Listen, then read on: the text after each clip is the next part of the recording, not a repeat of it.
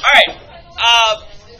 The recording has started, so I'm just gonna call this version 1 because I called it version 1 on the file. So if you have this version, that's version 1. Now, significant digits. For the first one here, significant digits, there's only 2. The 67. All of these numbers here are placeholders.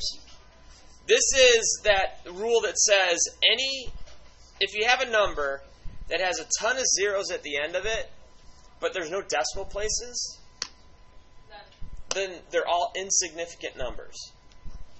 So there's only 2 there. Now, if here, this was a rule that said there's a 0 in between 2 significant digits, so in this case, it would be 3 significant digits because that 0 is significant. Now, this guy is 3 as well, because these guys over here are insignificant. Insig. It sounds like a boy band. Insig. And remember what placeholder numbers do. This tells me, if I just said, all right, there's 2 significant digits in here. Significant digits doesn't tell us what the magnitude of the number is, or how big or how small the number is.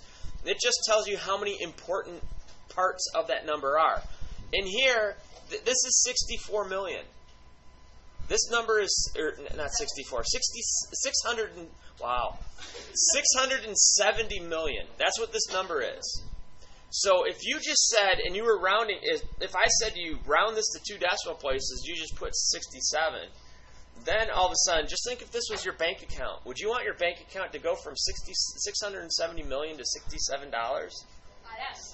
No, you need to make sure that still is 600 million. At least 600 million. So that's why those placeholders are there, to make sure that we know that number's big. That's a huge number. Yes? So in a way, I'm kind of like ignoring the zeros. Let's see. You're not ignoring them, but they don't really matter in the whole scheme of things. Right. They don't matter in the scheme of things. All they matter about is telling us that we have something that is 670 million. Oh, okay. But... And we'll see that when we pop down into the other answer down here. Yeah. Now the last one. There's a decimal place here. Now normally, if you looked at all these different zeros, you'd say, oh, insignificant zeros are coming at the end.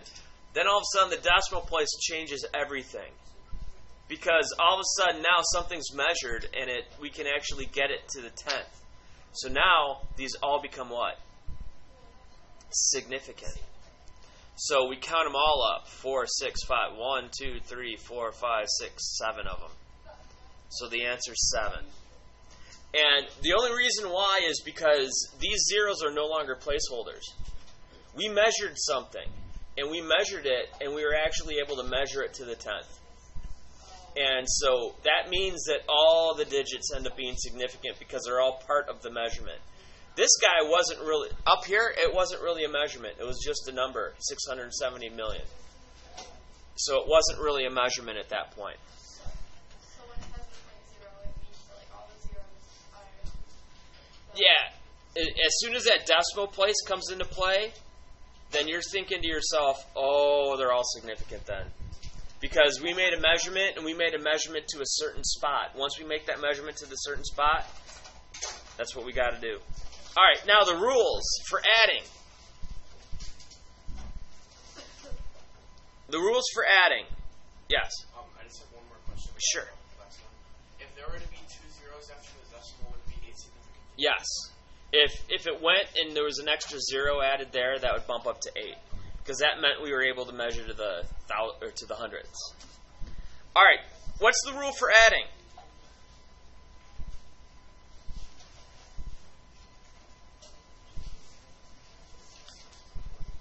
Use the smallest number of decimals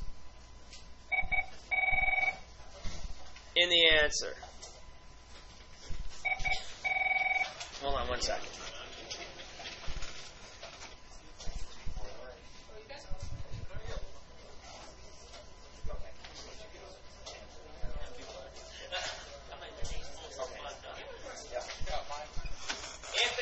professional library.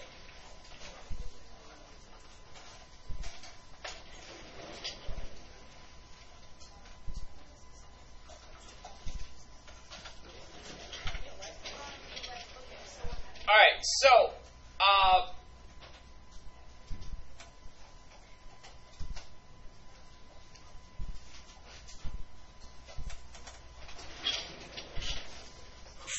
for addition, we use the smallest number of decimals, and so you have to count the number of decimals. It's not about significant figures at this point.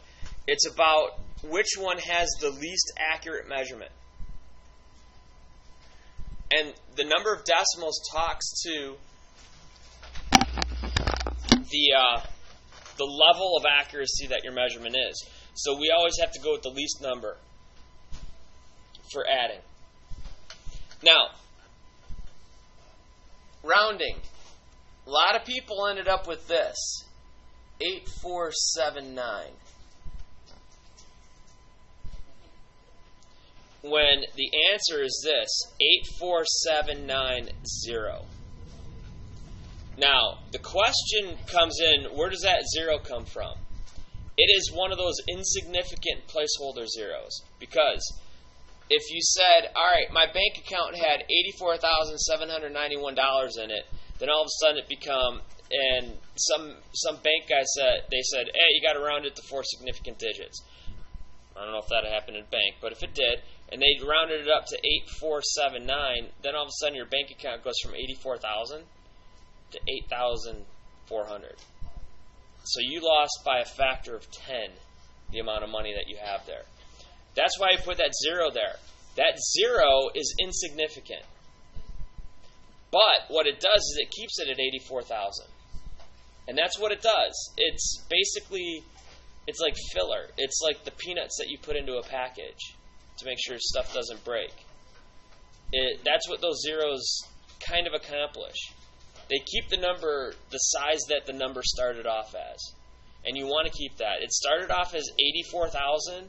It's got to end up as 84,000 and change. So that's what you have to do there. The rest of them are pretty straightforward. You got 4 places. What I like to do when I know I have to go 4 places, I underline the 4 places.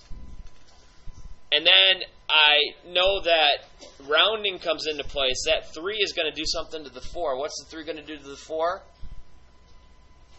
Nothing. 38.54. Now, 4 places. 1, 2, 3, 4. That 5 is going to do something. What's that 5 going to do to the 7? Bring it up to the 8. So 256.8.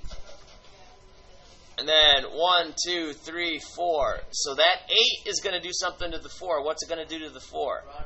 Round up. 4.935. Yep. Yes. For the third one, if there would be a 0 after the 5, would you have to do that special? Yes. But since there's no 0, you don't have to. Yes. Okay. All right. These next one. Basically, what you want to do is you look at the decimals. This is addition. This first one is addition.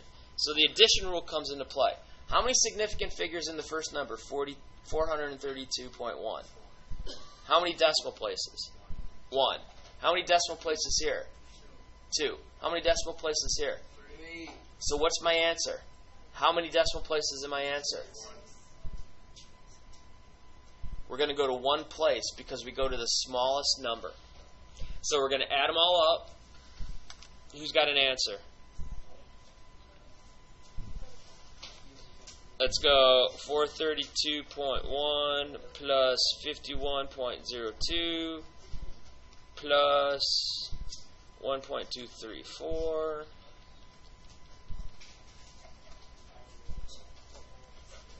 484. You get your answer 484.354.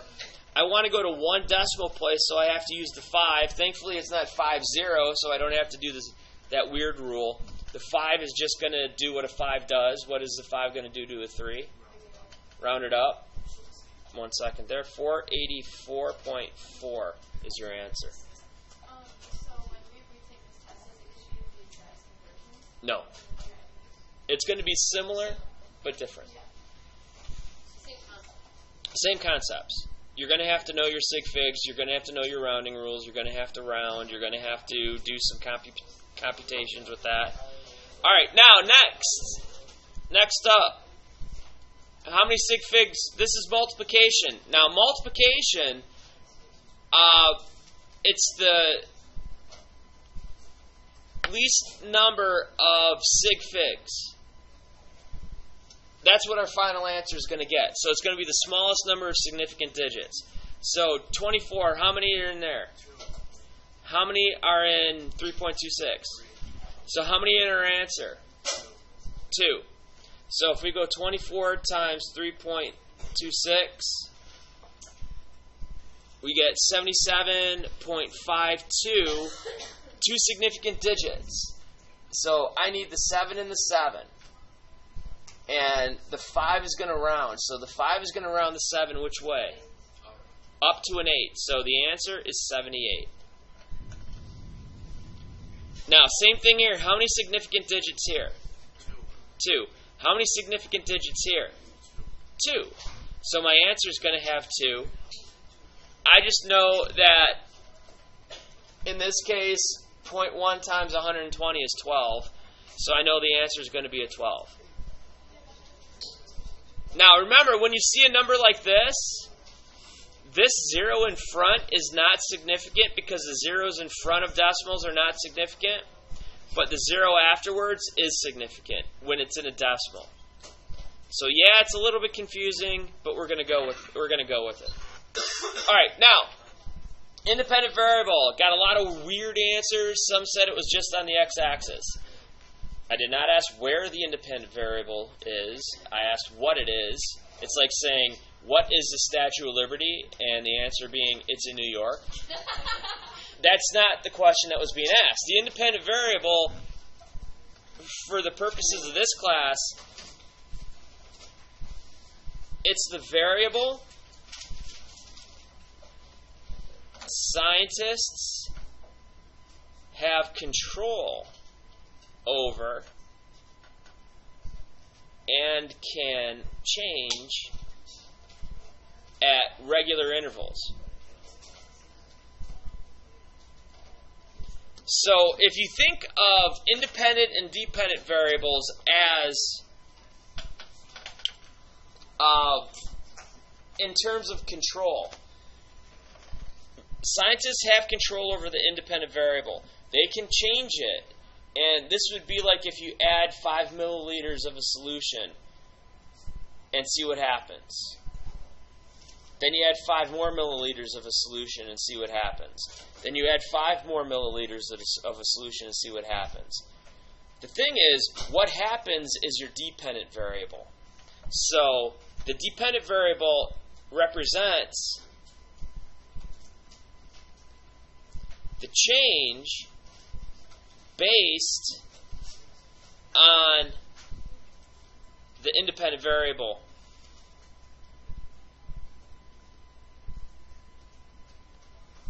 And if you want to make it even better,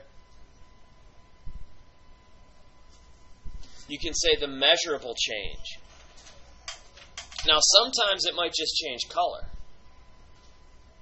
Because sometimes we'll have 2 clear solutions and you're going to put 5 milliliters of one solution in it and say, nope, didn't change color. Then the next one, nope, didn't change color. Then 5 more, nope, didn't change color. 5 more, hey, it turned blue.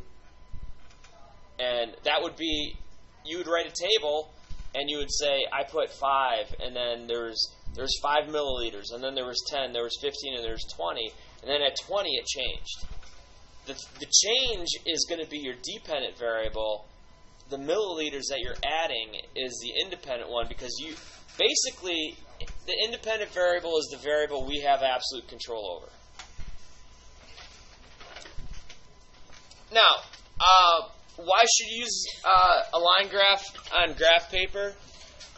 One word.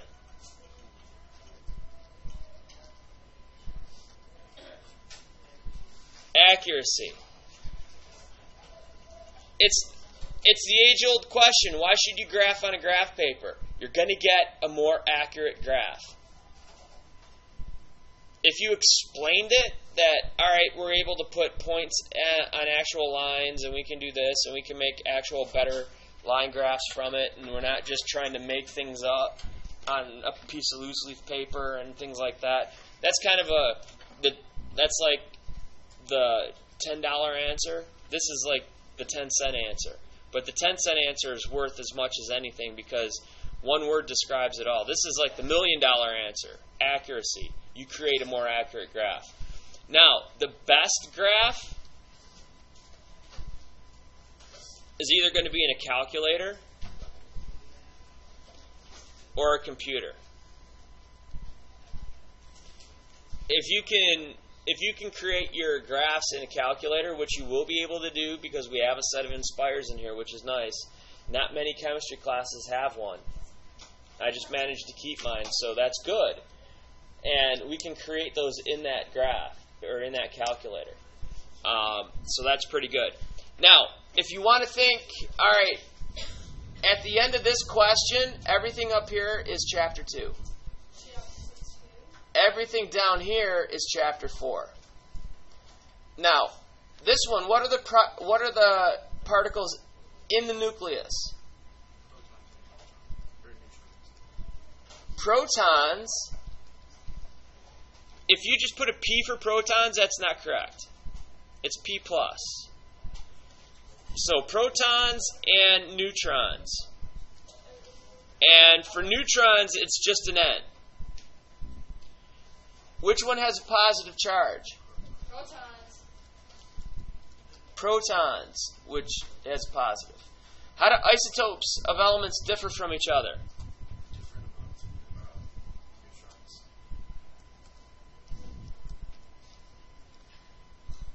Yeah, they have different number of neutrons.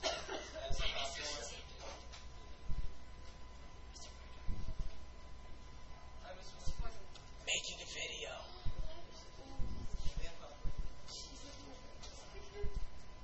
Making a video here.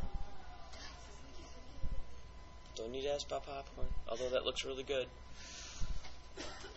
Alright, now, when you're given an isotope, you're given the isotope for, I believe that's cesium. 132 over 55. What's the mass number? And what's the atomic number?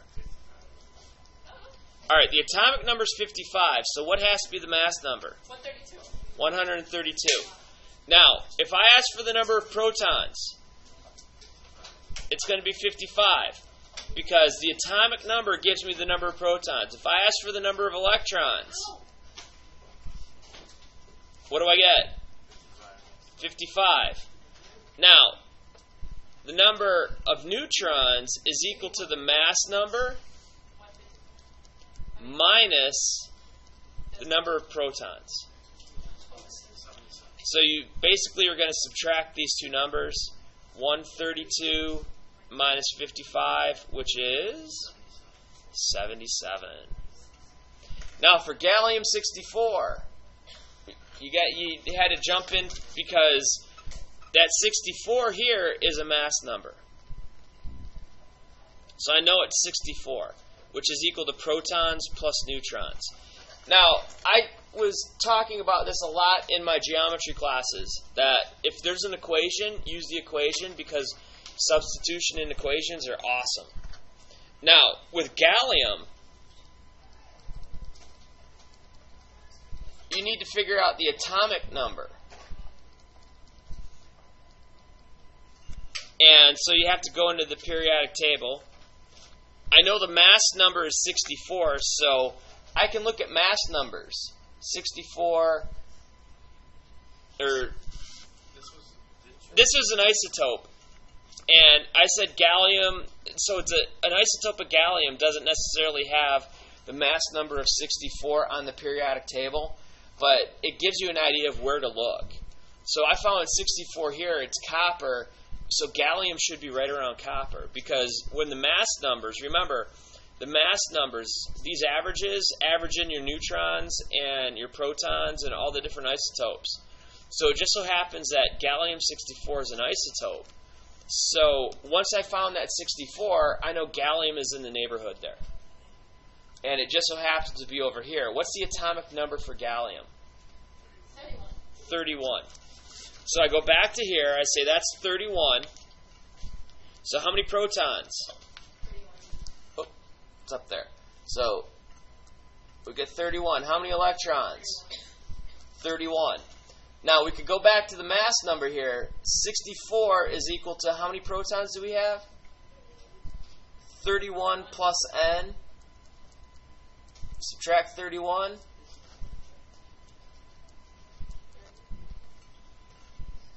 In gallium-64, which is not the element, because if you looked at the periodic table, the element had an AMU of 70. Remember, that's an average of all the isotopes.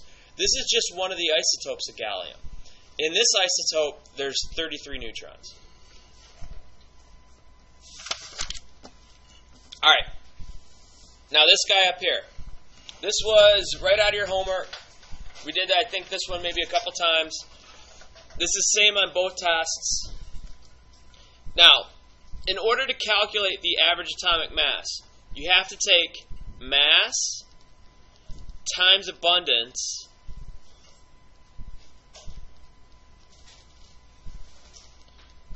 for each, then add them all up.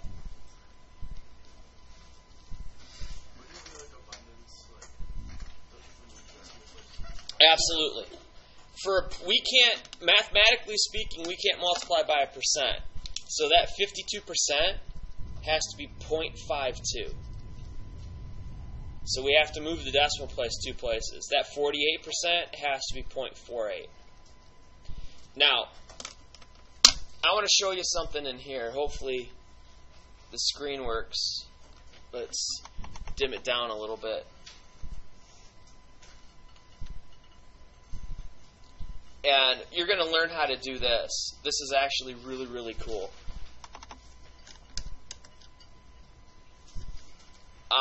You can take the first one, 106.905. Whoops.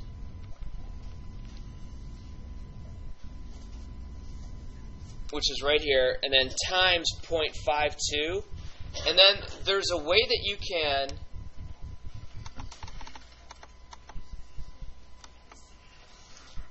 can do this. You can actually, once you get this arrow and put it in A, these inspires, all the letters on the inspire calculator, you get your answer at 55.9606 or 0.5906. What it does is it takes that number and puts it in A. So anytime you use, like if I typed in A and hit enter, it's 55.96. And what that does is that allows you to, when you're making multiple calculations, store these. They're like little mailboxes. You can store the number in A, and then store a number in B, and then store a number in C. So I can take the next one, which was 108.905 times 0.48, and I'm going to store that in B, so I can use both of those. Go blue! Go blue. And so now I have 52. So now, in order to figure out my atomic mass, I just have to go A plus B, and there's 107.865. So that's one of the great things about this calculator, especially if you have multiple isotopes, like 5 isotopes. You can add one, put it into A. Add the figure out the second one, put it into B, then into C, into D, into E, into F, and then just go A plus B plus C plus D plus E and get your answer. So it's really, really nice and powerful that way. And so the answer for that ended up being, that was 55.5906, that was 52.2749. So a grand total of that, and since it's an actual element, it was actually on the periodic table, so you could check to make sure you got it right. Now, with this table, remember what your mass number is. Mass number is protons plus what? Neutrons. And I told you for 59 that I want you to use nickel because there were two 59s. And the periodic table I was using rounded weird or had something, and I looked at it and 59 was nickel, and so I wanted to use nickel. Now, the nice thing about this is when you have your atomic number, you know the number of protons. If the atomic number is 10, what's the protons? 10. What's the electrons? 10. If the number of protons is 14, what's the atomic number? 14. And that guy's 14. All right, now, to get neutrons and mass numbers and all that, go to your periodic table. The first one has the atomic number of 10.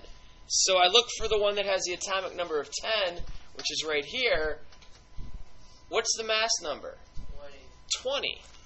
So I know my mass number is 20, so the number of neutrons is going to be 20 minus 10, which is 10. Now, what's 10? What's this one? What's Ne? Neon. So that guy's neon. Now for 14, 14's right here.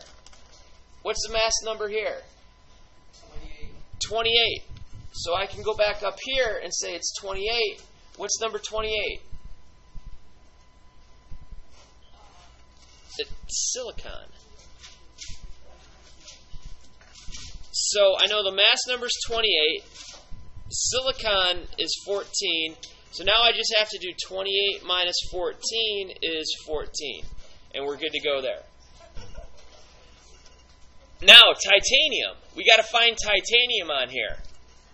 We're just told titanium, so we got to look around and find titanium. Titanium's over here. What's the atomic number? 22. So I can put a 22 in there.